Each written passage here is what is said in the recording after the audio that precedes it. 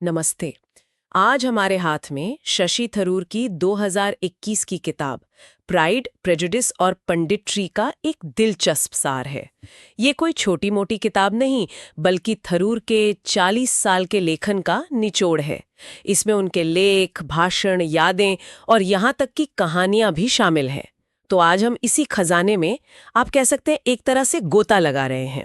हमारा मकसद है इस सार के जरिए समझना कि थरूर के विचारों का और जिस भारतीय परिदृश्य पर वो लिखते हैं उसका मतलब मूल तत्व क्या है। देखते हैं ये सार हमें क्या दिखाता है। चलिए शुरू करते हैं। हाँ बिल्कुल। और ये सार अपने आप में थरूर के कई रंग दिखाता है। वो राजनेता भी हैं, लेखक भी, विचारक भी और एक जाने माने वक्ता भी। जैसा कि सार बताता है, ये किताब उनके ज्ञान, विचारों और नजरिए का एक संगम है। जब कोई व्यक्ति इतने लंबे समय तक और इतने अलग अलग क्षेत्रों में सक्रिय रहा हो, मतलब अंतर्राष्ट्रीय कूटनीति से लेकर भारतीय राजनीति और साहित्य तक, तो उसके लेखन की परतें खोलना वाकई दिलचस्प होता है। सार ये भी बताता है कि किताब 4 हिस्सों में बटी है। ये ढांचा ही काफी कुछ कहता है। पहला हिस्सा है निबंध। अब निबंध तो हम जानते हैं विचारों का गहरा समंदर होते हैं। सार के मुताबिक इन निबंधों में किन खास बातों पर फोकस है? हाँ, तो सार इशारा करता है कि निबंधों में राजनीति, धर्म, लोकतंत्र, मीडिया, हिंदुत्व और राष्ट्रवाद जैसे बड़े और अक्सर आप कह सकते हैं बहस वाले मुद्दे उठाए गए हैं। ये सिर्फ सतही टिप्पणियां नहीं है।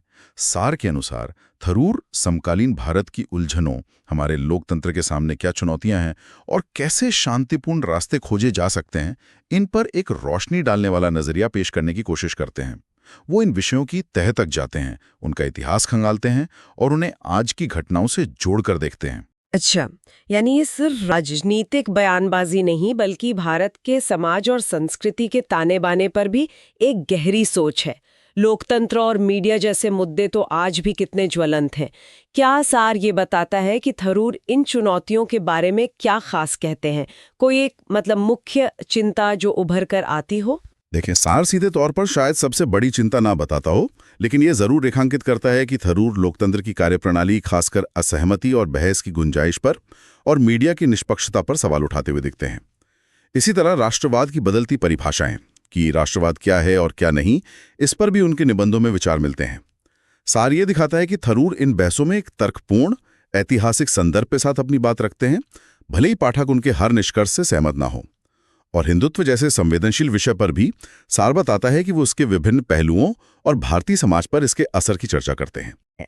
सार के मुताबिक दूसरा हिस्सा भाषणों का है। ये तो बिल्कुल अलग विधा है, मंच पर लोगों के सामने कही गई बातें। इसमें क्या खास है? हाँ, तो इसमें संसद में दिए गए उनके कुछ अहम भाषण शामिल हैं, और खासकर ऑक्सफोर्ड यूनियन डिबेट का वो मशहूर भाषण, जिसमें उन्होंने अंग्रेजों की औपनिवेशिक लूट का मुद्दा उठाया था। सार बताता है कि ये भाषण सिर्फ भारत में ही नहीं, बल्कि अंतर्राष्ट्रीय स्तर पर भी चर्चा का विषय बना था। इसने उपनिवेशवाद के आर्थिक और नैतिक असर पर एक नई बहस को जन्म दिया। इसके अलावा सार इशारा करता है कि इन भाषणों से भारत की विदेश नीति, उसकी सांस्कृतिक पहचान और लोकतांत्रिक मूल्यों पर थरूर का सार्वजनिक रुख पता चलता है। हाँ, ऑक्सफोर्ड वाला भाषण तो वाकई बहुत दमदार था। उसने कई लोगों को इतिहास के उस पन्ने को दोबारा पलटने पर मजबूर किया जिस पर अक्सर धूल जमी रहती है। ये देखना दिलचस्प है कि कैसे एक ही व्यक्ति के विचार अलग अलग मंचों पर अलग अलग रूप लेते हैं। निबंधों का शांत विश्लेषण और भाषणों का वो जोशीला अंदाज। बिल्कुल।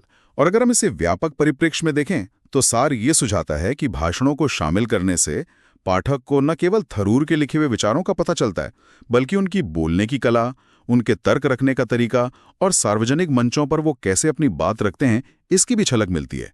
संसद के भाषण हमें दिखाते हैं कि वो विधायी प्रक्रियाओं में कैसे हिस्सा लेते हैं, जबकि ऑक्सफोर्ड जैसे भाषण दिखाते हैं कि वो बड़े वैश्विक मुद्दों पर भारत का पक्ष या अपना नजरिया कैसे रखते हैं। ये उनके सार्वजनिक व्यक्तित्व का एक अहम हिस्सा है। मतलब सिर्फ क्या कहा ये महत्वपूर्ण नहीं, बल्कि कैसे कहा और कहाँ कहा ये भी मायने रखता है। तो हमने उनके लिखे और बोले हुए विचारों की बात की। अब आते हैं तीसरे हिस्से पर, जो सार के अनुसार व्यक्तिगत संस्मरणों का है। ये थोड़ा निजी लगता है। इसमें क्या मिलता है पाठक को? इसमें वाकई एक निजी स्पर्श है। सार बताता है कि इस खंड में संयुक्त राष्ट्र में काम करने के उनके अनुभव, उनके साहित्यिक और राजनीतिक जीवन के कुछ पड़ाव और निजी जिंदगी से जुड़े किस्से और विचार शामिल हैं। ये पाठक को सिर्फ उनके तर्कों से नहीं, बल्कि उनके अनुभवों और प्रेरणाओं से भी जोड़ता है।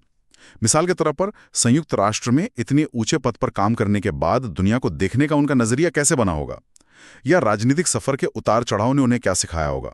सार इशारा करता है कि ऐसी बातें इन संस्मरणों में मिल सकती हैं। ये तो काफी अहम है, क्योंकि इससे पाठक को ये समझने में मदद मिलती है कि उनके विचार हवा में नहीं बने, बल्कि उनके अपने अनुभवों की जमीन पर खड़े हैं।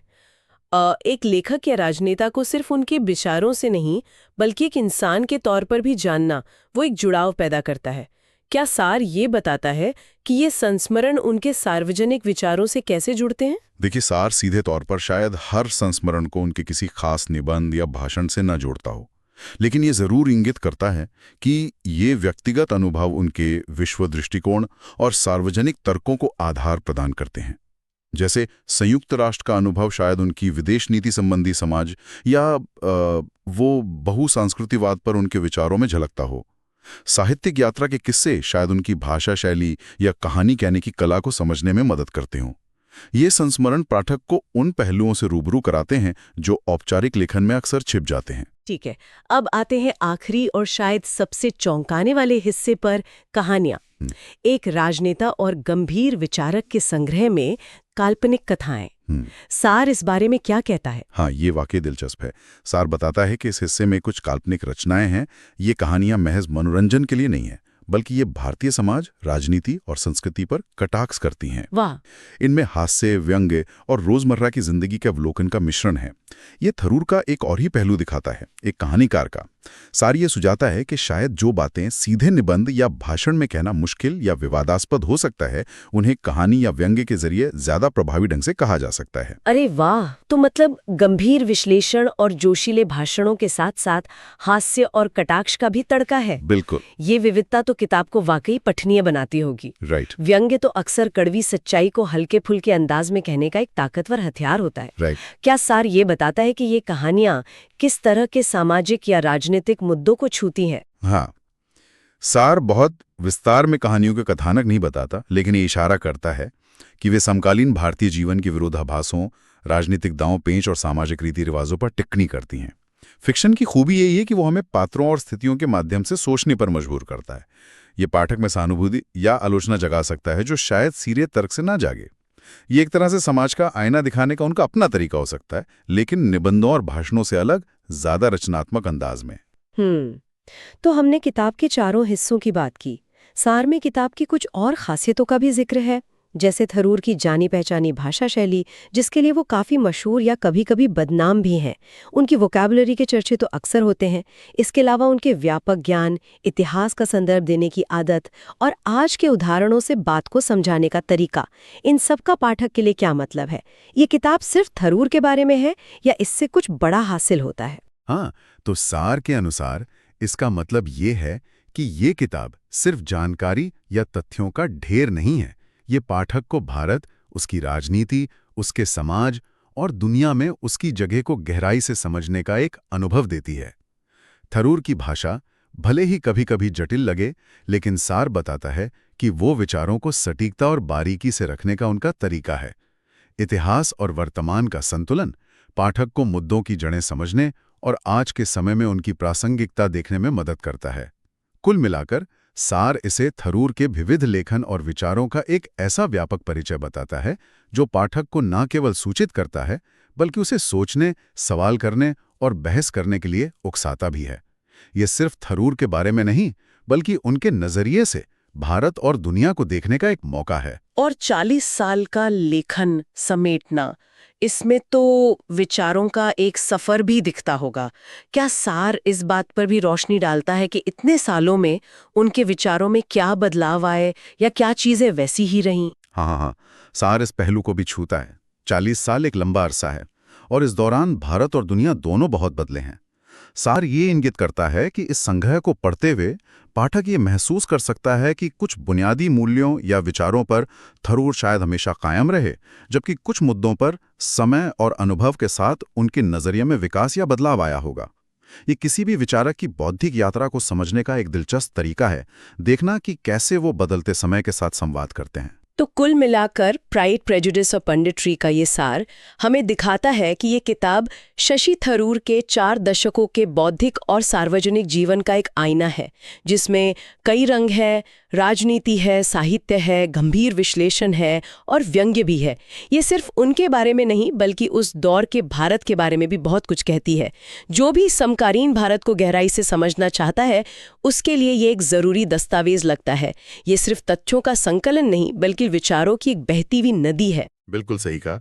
और ये पूरी बातचीत एक सोचने लायक सवाल पीछे छोड़ जाती है कि जब किसी एक व्यक्ति के विचार और अनुभव इतने अलग अलग रूपों में सामने आते हैं, कभी गंभीर निबंध, कभी जोशीला भाषण, कभी निजी यादें और कभी काल्पनिक कहानियां, तो ये सब मिलकर उस व्यक्ति और उसके समय की कैसी तस्वीर बनाते हैं। क्या ये अलग अलग प्रारूप एक दूसरे के पूरक बनकर एक ऐसी समझ पैदा करते हैं जो किसी एक तरीके से मुमकिन नहीं? सार बताता है कि ये संग्रह पाठक को इसी बहुआयामी समझ को बनाने का मौका देता है, उसे सिर्फ जानकारी नहीं बल्कि सोचने का एक नया फ्रेमवर्क भी देता है।